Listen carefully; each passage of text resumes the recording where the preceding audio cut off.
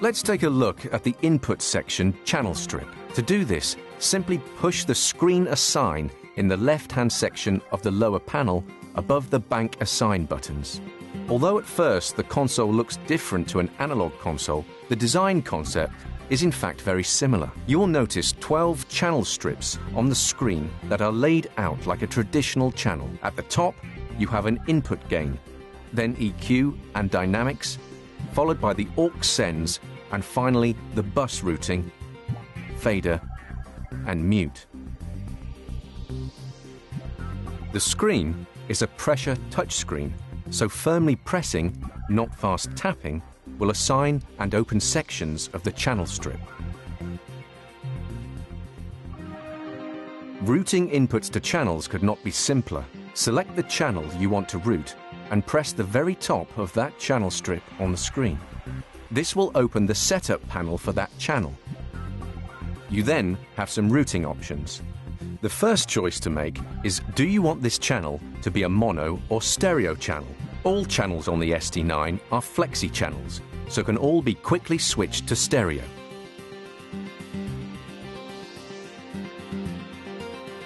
In this instance, let's look at a mono channel. Each mono channel has two inputs, a main and an alt input. This means all mono channels can have two physical inputs connected to them. These can be quickly switched as required. They are ideally for running backup or spare inputs into a channel, with the benefit of not taking up work surface faders or channel processing.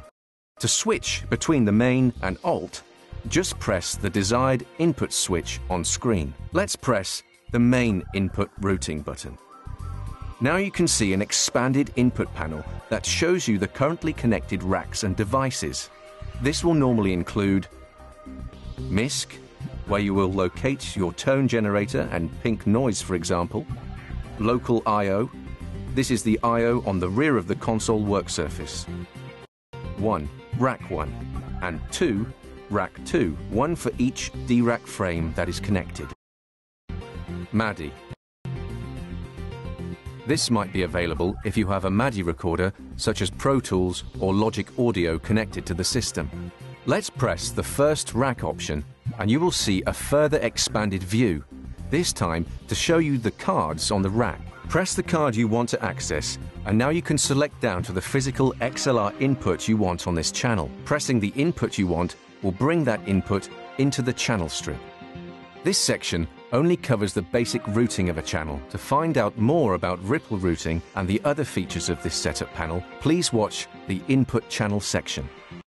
To close the Input Setup panel, press at the top of the input strip again, or press the Close button and the panel will close. Using the Quick Select section of the work surface, press the Gain button. This will assign the row of rotaries under the screen to gain control. This will allow you to use the rotary to accurately set the gain of the channels you have just routed into that section. If you would like to access the other features of the channel processing, you can assign channels by pressing them on screen. The best area to press is the large EQ display for each channel. Once pressed, a channel will highlight, and at this time the channel controls to the right of the screen are assigned to the selected channel. In this area, you will find EQ controls,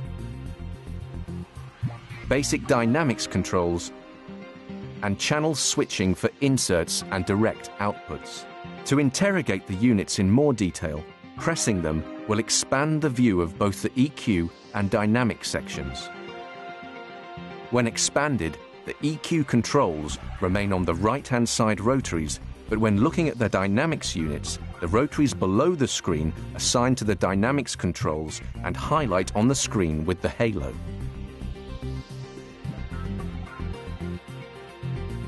Pressing the row of dynamics controls you want will assign them to the rotaries.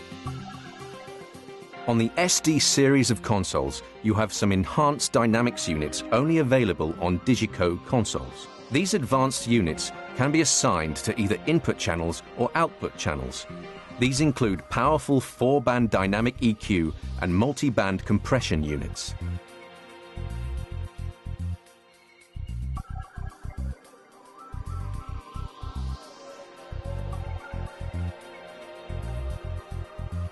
These advanced dynamics are mentioned in greater detail in the Input Channels section, including some ideas of how they can help you. Beneath the dynamics units, you'll see a row of auxiliaries. We have already discussed how the busing of the console can be tailored to your requirement. The AUXes available will be the same as you allocated in the session structure panel we covered earlier. To assign the auxiliaries to the rotaries, you can either touch a row on screen or press the AUX button in the Quick Select area.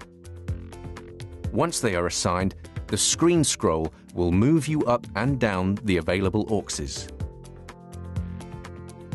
The rotary will now adjust the send level of the auxiliary, and the button will turn the send off and on.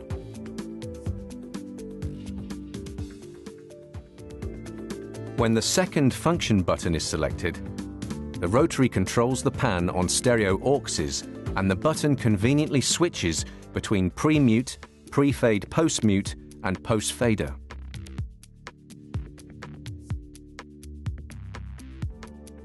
On screen at the bottom of the channel, you have the output routing.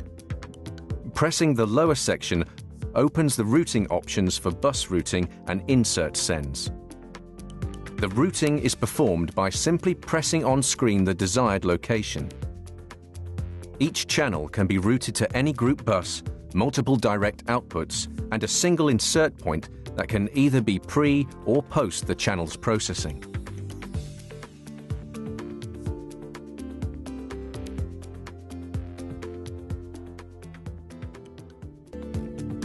On the work surface, you have both a fader and a mute. These are self-explanatory, but it's worth highlighting when in second function mode, the mute button acts as a hard mute. This mutes the input at the top of the channel strip and is ideal to silence a faulty input, etc.